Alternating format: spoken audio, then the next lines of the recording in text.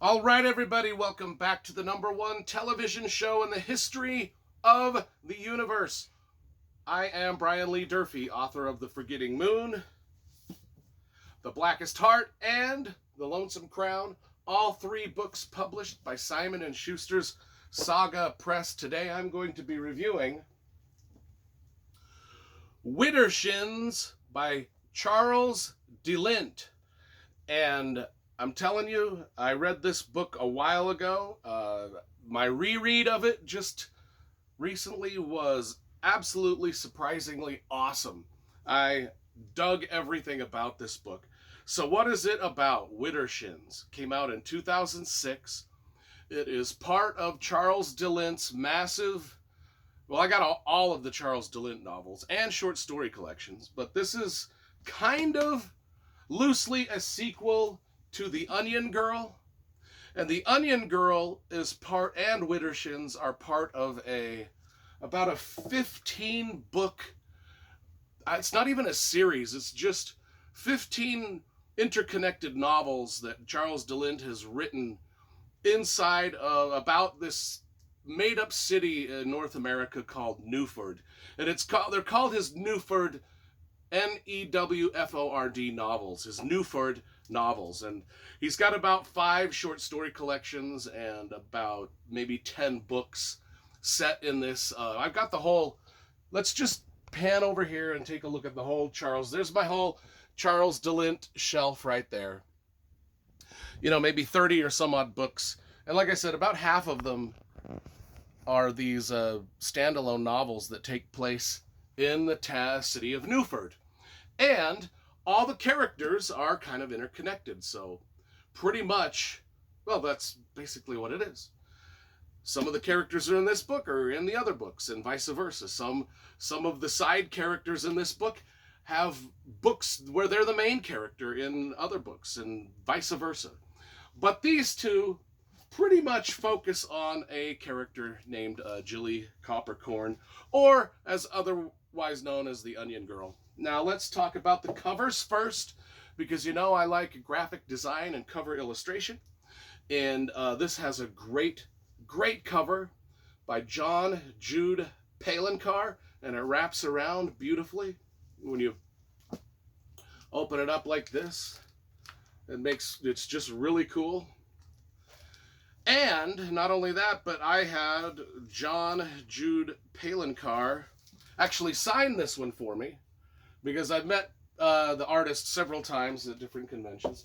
And Charles de Lint has signed about half of my novels, because I've met him many times at different conventions.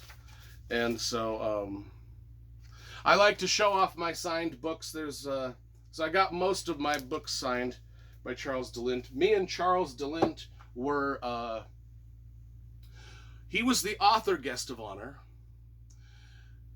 at a convention in Salt Lake City, and I was the artist guest of honor at a convention in Salt Lake City at the same year, and that was back when I did artwork for Dungeons and Dragons and Magic the Gathering. And anyway, we were the co-guests of honor at a convention a long time ago, and we became friends, and remained friends ever since. Anyway, but I love Charles de Lint's work.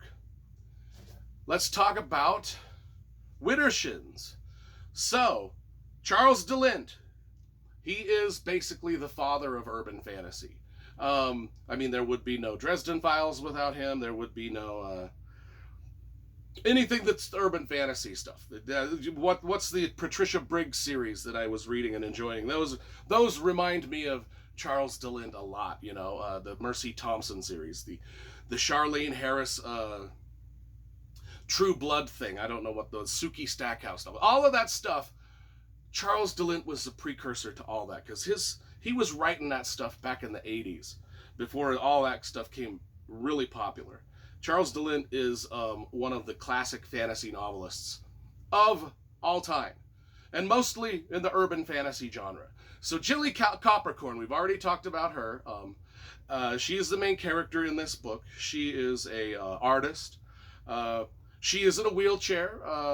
I won't spoil anything, but you can, if you want to read why she's in a wheelchair, you can read The Onion Girl, which I reviewed about a year or two ago on the channel. In fact, as I was reading this and as I was enjoying this book so much, I was thinking to myself, I need to do a reread of all the Newford novels that Charles de Lint has put out and read them in order of publication, because Onion Girl and Widdershins there were just random, pulled out of the order of publication just randomly.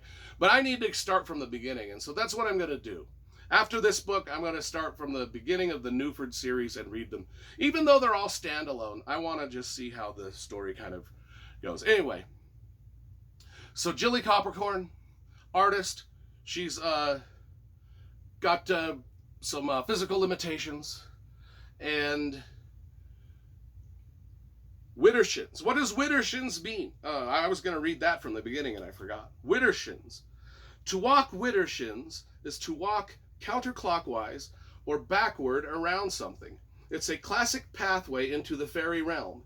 It's also the way people often back slowly into the relationships that matter, the real ones that make for a life.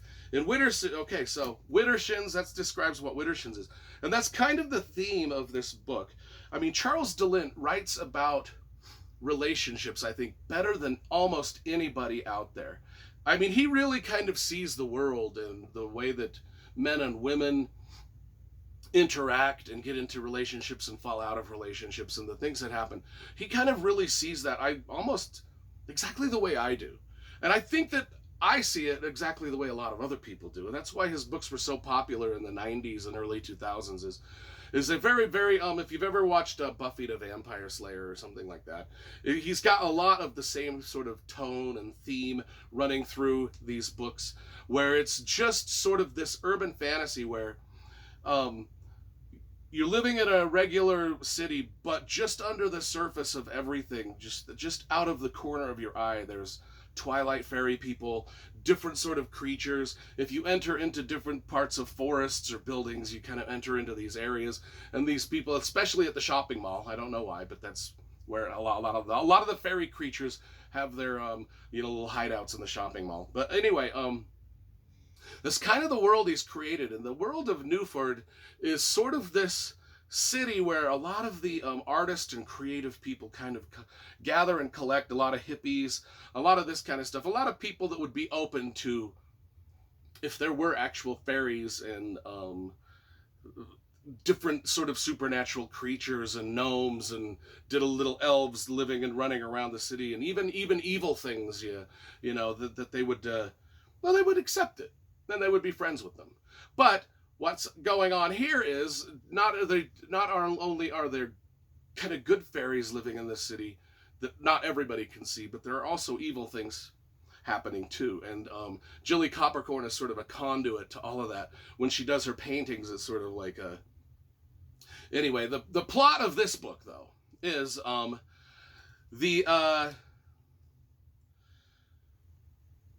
Lizzie Coppercorn...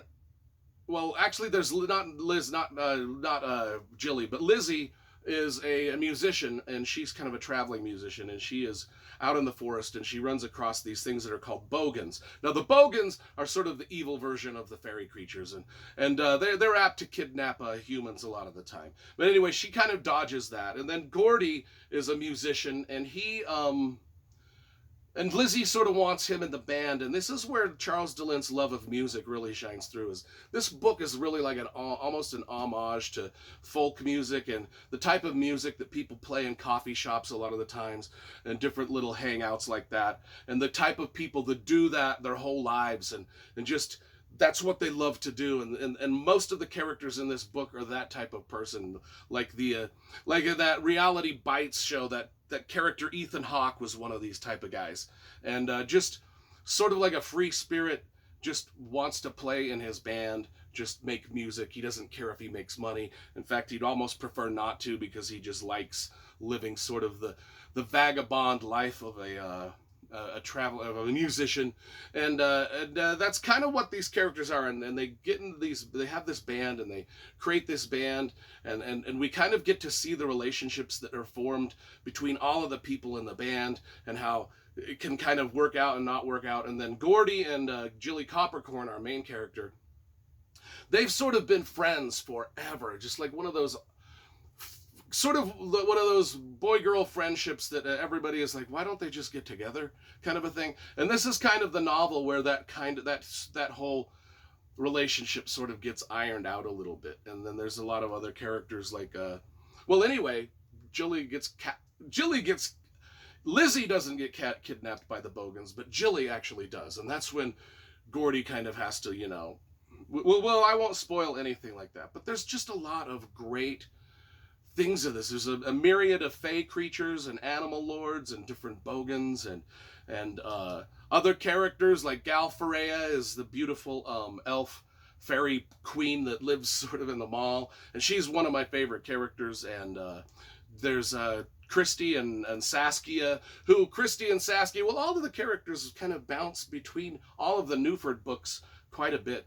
The reason I'm kind of scattered all over the place with this book is because there's a lot of characters, there's a lot of relationships that are going on, there's a lot of things happening, and it really I was just enthralled with every word of it, just because of the way the characters cared so much for each other throughout all of it. And it's not necessarily a horror novel, although it kind of comes off that way a little bit towards the end, but it's more of just kind of Charles de Lint's look at a group of friends. But that's what Charles de Lint does in most of his books. He just got all these characters that are just sort of out to help each other be better people at all times, and I just kind of like that. Even though they do have their issues and conflicts and things like that, they don't go any more, you know, off the rails than something you would have seen in Buffy the Vampire Slayer or something like that. But anyway, well, those people had some. But anyway, Widdershins. That was a crazy, scatterbrained review of Widdershins, but I think that's the point of the whole thing. Is you know, people they fall backwards in love. They fall backwards into their careers. They fall backwards into fairy lands and get kidnapped. It's just kind of the concept of the whole thing, that things sometimes just happen the opposite way you expect. And that's kind of the theme and plot of this novel. It's just a very delightful, sort of warm-hearted novel. And I loved every second of it. I give it a 10 out of 10.